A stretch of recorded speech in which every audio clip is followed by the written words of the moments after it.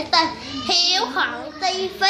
Vì hôm nay mình muốn giới thiệu một cái tủ mới của mình.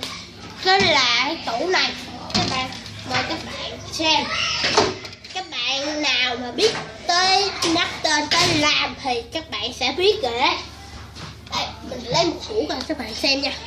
Đây chính là hũ mà mình ăn kem mình để lại. Mình sẽ mở ra. Tên đây chính là một cục làm tuyết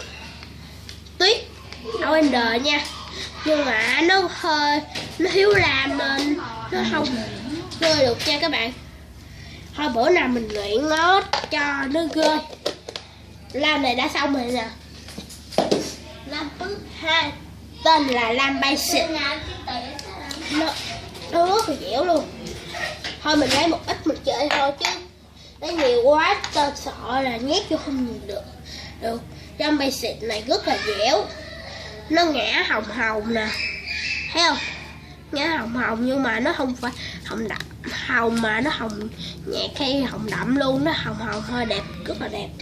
Mình hiện tại mình không bán lam nha các bạn, đợi chừng nào á lam mình nhiều mình sẽ bán.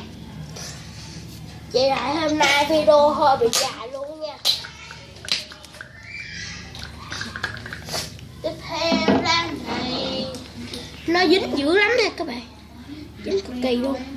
Cái này tím lè, thấy không? Đầu ra tím lè, tím lét.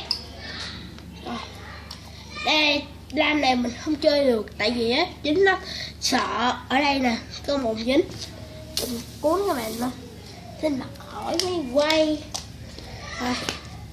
Tiếp theo chính là quý mà mình định làm hồi bữa mình đòn con dế nhưng mà đó không, nó chết rồi nên mình để dành hũ này 21 mình mua được nhiều, cực kỳ nhiều. Làm tiếp mình bỏ vô đây cho có cái hơi đóng nắp kỹ luôn. Mình ăn ghẹ đi Nha Trang nha. Tiếp theo đây chính là chai nước. Cái mốt mình mua Polar về mình là nước Polar luôn. Đây tổng cộng mình có 3 chai. Các bạn nghe, nếu mà video này tới thời hạn nghe tiếng chó thì á các bạn nhà kế bên nhìn nó có nuôi chó. Đây nha, chai nước đây.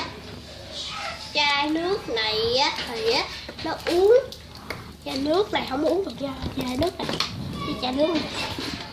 Rồi mình sẽ chỉ các bạn ra chỗ mà bán lam, mình mua lam